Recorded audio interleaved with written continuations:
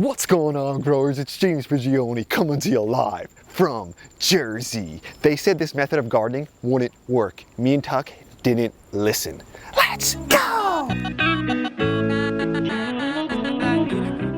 When me and Tuck started this garden years ago, there were a lot of people that doubted it would actually work.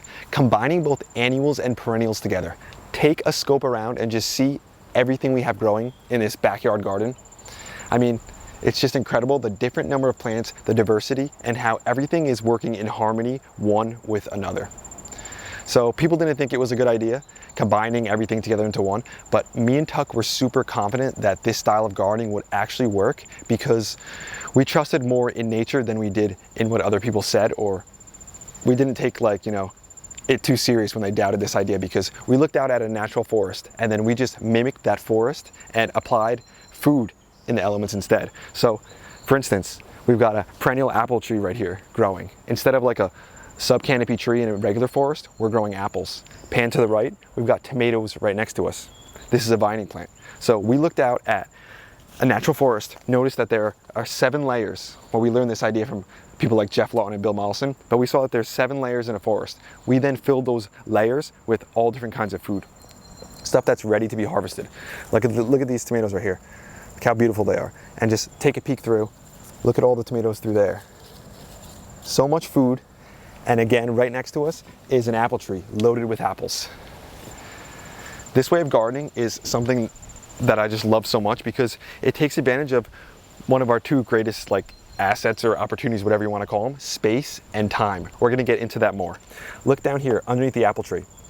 In the spring we had strawberries growing. We got strawberries from this section. I let a few tomatoes even vine on the ground here that came up on their own. This is the blue cream berry, an open pollinated variety. That one split a bit, but you can see all different food on the ground here. So we're getting the most use out of this space. Like I mentioned earlier, there's 7 layers to a food forest. We make sure we fill all those layers. Here's another apple tree. Our apples tend to be our subcanopy tree. Our tallest trees are our canopy trees. Those are our hazelnuts. So above us to the right here, we've got a massive hazelnut tree with hazelnuts on it.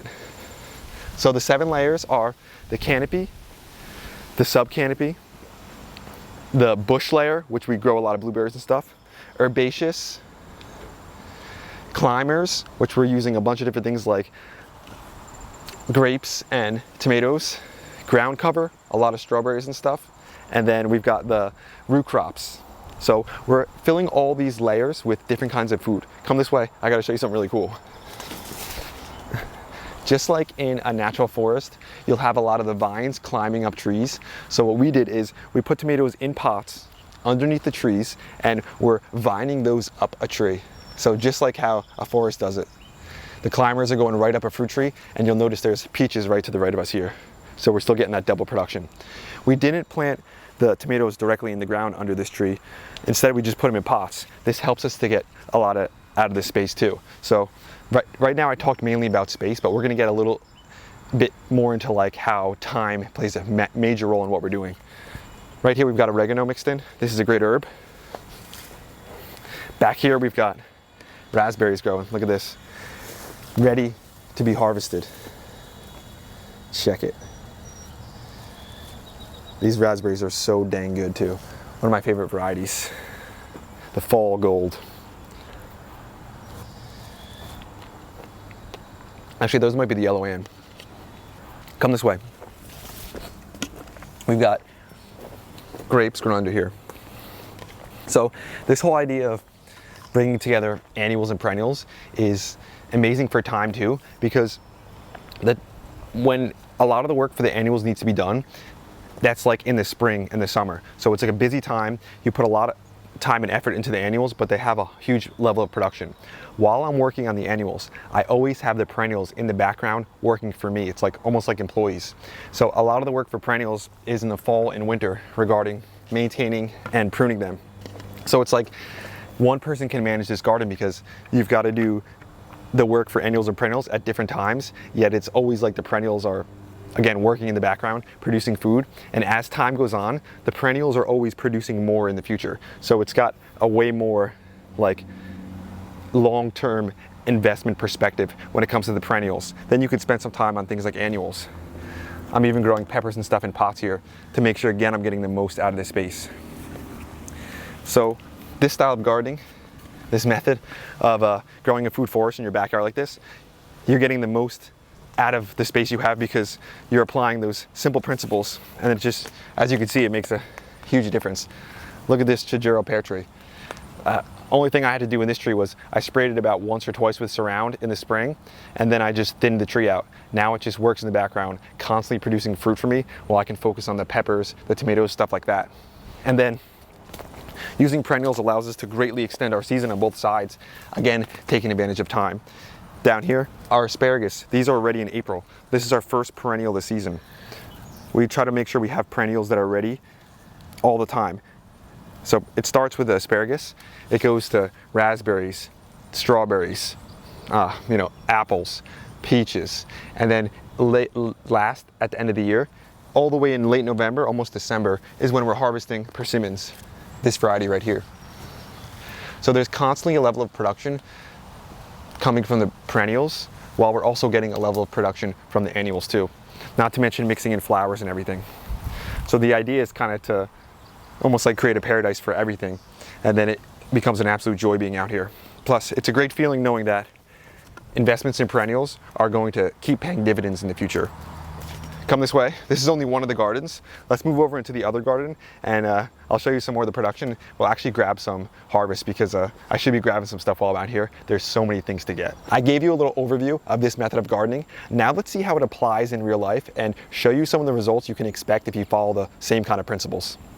Plus, we got our little boss out here. This guy loves being out in the garden. The food forest is his little paradise too. He comes out, grabs his own snacks, hangs out in the shade of the trees, and he just soaks up all the fun out here with us. Yeah, he's maybe a little tired because he's always working, chasing the squirrels. Now that the hazelnuts are forming, this guy's got a full-time job with the squirrels, but he's a pretty good guy. Spam some hearts down low for the little homie. Let's see if he wants maybe a cucumber or something. Want to grab a cuke, boy? So before I even get over to the cucumbers, I want to show you these right here. These are the cucamelons. These things have got to be the easiest, like, cucumber-ish kind of plant you could ever grow. The Mexican gherkins, I think they're actually called. I think that's the correct name. These things are like loaded. There's so many of them, and they taste pretty good. Tastes almost like a cucumber, but it's like a little bit more sour, but an incredible flavor. Let me just taste one real quick. It's got a nice snap to it too. A bit sour kind of in the beginning, but really unique and a really good flavor. To the left though, we're still growing an insane amount of cucumbers too. Another one of our climbers and trellising plants. Look, cucumber here, cucumber down here, look through there, another cucumber, oh, another cucumber over there. I mean, there's so much food we're getting. Let's see if this guy wants a little piece, little cucumber. He might not be too hungry. What do you think, maybe a bite? Yeah, this guy likes his fresh snacks. This guy spends so much time protecting the garden, and he's the boss and the leader, so we've got to make sure we keep him well fed. Let's keep moving though. I've got a lot more things I want to show you, just to kind of bring like those ideas that I talked about to life and show you like this actually works. We're surrounded by food. I mean, look at the grapes along the fence line over there. Check out all the, I mean, we still have cabbages ready down here. We've got squash ready back here. Some of these white, these ones are really cool. The white scallop squash. This is an old Native American variety, an heirloom, really delicious, insanely productive, open pollinated. We've even had some come as volunteers. And going back to the idea of space, we're always thinking about space and time and how we can get the most out of them, because those are like some of our most limiting factors. So another way we get more out of space, even with a raised bed, is we'll use a design like a keyhole. So instead of building 2 raised beds, we just have 1 raised bed we can step in and reach in every direction. So it's this whole idea of like trying to get the most out of the space. The same way we try to do it with a keyhole bed, we do that with fruit trees, and just look at the ground here. We've got squash trellising all along the ground. So in the spring, if you look down there, there was strawberries growing. We got our round of strawberries, our strawberry harvest. Then we planted squash underneath. Then growing up through the squash, you can see, look at all the tomatoes that are ready to be harvested. These are growing up. So we're making sure we get vertical production while we're also getting ground cover production, while we're also having young fruit trees come through, and then we're also having older fruit trees produce. You got to see some of the how many pears are over here on some of these trees. Not to mention annuals blended in. And you can just see one thing that's always a theme. Check out these edamame, the soybeans. I've never grown these before. I can't wait to eat some. You can see how this idea of diversity is definitely applied into this garden too. Look at this production on this tomato right here. Look how insane that is. Every day I come out here, I'm just amazed. But when you're growing so many different things together in harmony, what happens is you've got a high level of diversity, and with that diversity, you get a bunch of beneficial connections. When you have beneficial connections and diversity, that really makes your whole system way more stable, and it makes it so you can get more consistent harvest because you're not putting all your eggs in one basket. For instance, we're not growing a whole backyard of just tomatoes. One pest comes and maybe wipes out your tomatoes that year, you're kind of done. For me, if something comes and takes over the tomatoes, I mean, I've got blueberries, apples, grapes, pears, peaches, cabbage, peppers. I mean, it's absolutely endless. I mentioned earlier one of our bush layers is the blueberries. These are finished for the year, but they're still growing nicely, and there's even some squash growing up the blueberries. Look at that. Right next to us here, pears. Thing is loaded with pears. Absolutely loaded. Underneath us here, we've got another bed with all different kinds of annuals mixed in. And even that whole idea of planting things like in polycultures or the food forest method is applied within our annuals too. All different kinds of annuals growing together in one location. Look at the level of production on these tomatoes. So this is just not your conventional way of doing things. Check out down this alley of tomatoes too. Look at all of them straight down. This is not your conventional way of growing food, but this is by far my favorite way to grow food. I found a lot of success in it, and it's such a joy for me to grow this kind of garden. Not only do I get a lot of food, but like I mentioned, there's a level of stability. There's a level of like wonder and joy. I mean, you never know what you're gonna get, and then every season brings a new gift, a new blessing, because there's a different perennial that's ready, there's a different annual that's ready, and it just feels like the season never stops. So let's check out some of these beds over here. Swing around this way. Look at all the flowers we have mixed in. Look at the beans are starting to get to a high level of production. Look at all those flowers. Soon this thing's gonna be absolutely loaded with beans. Swiss chard. Looks like we might have a bug right there. Let's get rid of that one. But Swiss chard, look at the size of this Swiss chard. Tell me this isn't some of the most monstrous Swiss chard you've seen. Taking over. We're growing flowers next to us over here. Zinnias. This brings in all different kinds of beneficials and birds. Check out the peppers here. Doing real nice. And look at this. We're growing some unique annuals like amaranth. This one's an edible amaranth. Not only does it look stunning, it tastes pretty good. It's our replacement for spinach at this time of year when it's really hot. And like I mentioned earlier, we're even getting some stuff that's self-seeding, like these white scallop squash. Look at that. I didn't even plant this. So when you're growing in a type of garden like this, there's so many like hidden things that happen that are great. And I mean, we've got apples above us right here too. But there's a lot of things that just kind of happen on their own. Nature and a garden like this, it always wants to expand itself and spread out and keep like extending its edge. So even something like this right here, I forgot to plant ground cherries this year, but that's okay. These things came up on their own. It's got some nice ground cherries down there still just forming.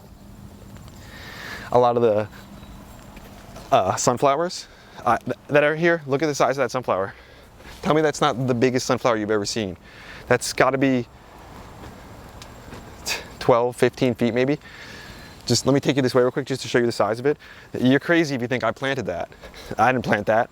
I just let some of the sunflowers finish their seeds, and then the squirrels came and kind of took it from me, but took the seed and planted their own sunflowers. They decided where to put them, and they come up on their own, and they're like the beacons for the whole garden. The eastern goldfinch, my state bird, is on here. It's bringing the birds in. The bees see it. They head right towards it. It's almost like a lighthouse. The bees have an absolute blast out here, getting their work done. So it's you can see it's just basically a paradise for everyone.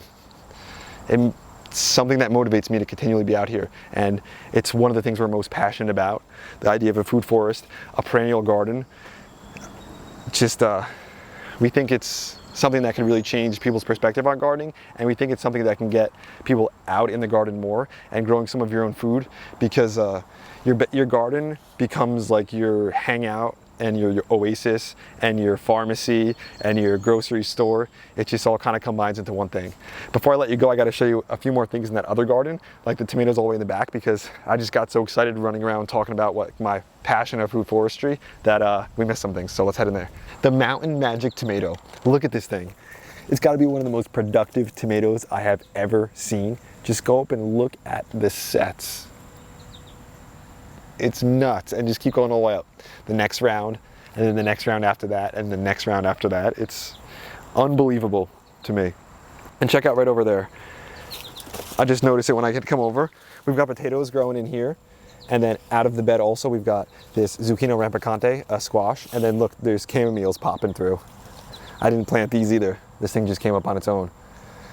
So many hidden gems that I don't even notice half the time. And underneath this cherry tree, which we got a huge level of production on this year, we're growing in pots. We're growing things like eggplants. Look at this little white eggplant here. Look how cool this looks. I'm just grabbing all the white stuff. Let's get one of the orange ones in the back. I don't want to spend too much time just harvesting things. I figure I show you all this stuff because I can easily just come out and cut it. I just wanted to show you that these methods actually work. This is an eggplant. How crazy is that looking? It's just so fun. Growing all different kinds of stuff. It's just, it's amazing. Come check out the tomatoes though. Look at the tomatoes in the back, tomato alley. You go first and look at all the stuff. Swing by all of them. We're growing tomatoes every which way. All different varieties, all different kinds. So much production. And you can just see there's squash also growing on the ground. I see a nice butternut squash back there.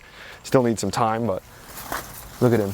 That's gonna be a good one. And then look at the size of the soldaki tomato right next to it. It's funny because you can like come out here and think, oh, that's a good amount of food. Not till you actually start moving things around, sliding things out of the way, do you notice how much there's actually back here. Look at Brad's atomic grape tomatoes. Really unique stuff. Look at this one. Oh, that's a bad one.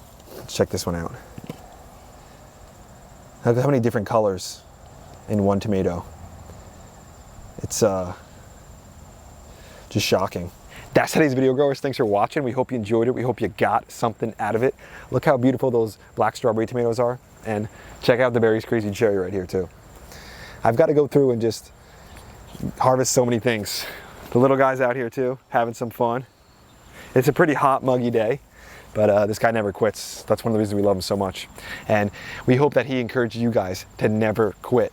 And we hope we inspired you to try to start a garden like this. I mean, look straight up, and this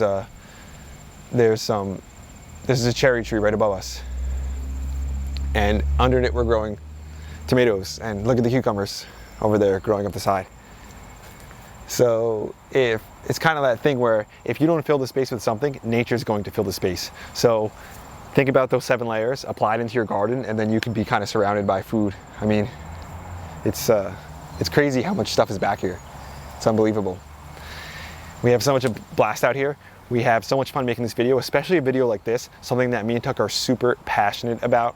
If you guys did enjoy the video, hit the like button, hit the subscribe button. Don't forget to share it with your friends. Also, if you want to be part of Team Grow and you want to be part of the food forest movement, grab a food forest t-shirt so you can rock it. Even if you can't grow a food forest, you can still help trying to spread them by grabbing a shirt and wearing it, or sharing this video, or just starting your own food forest in your backyard. You don't have to start a huge food forest like I did back here. All you got to do is get one tree planted, and you don't just have one tree, you have the start of a food forest. It's kind of like a perspective as much as it's a reality. We had a blast out here. We hope you guys did too. We wanted to also send a thank you to one of our new channel members, the Cottage Rose. Thanks for being a part of Team Grow. Thanks for having your hand in everything we're doing out here. You're helping to build the food forests, and we just think that this is something that everyone should maybe try to have in their backyard. I think it would be a lot more fun, and it would be maybe even a better world if everyone had a food forest in their backyard. One of my favorite quotes by Jeff Lawton is, You could solve all the world's problems in a garden. And we might not think that's completely realistic, but we think it's a start. So Tuck and James, we'll be back at you again real soon. We out.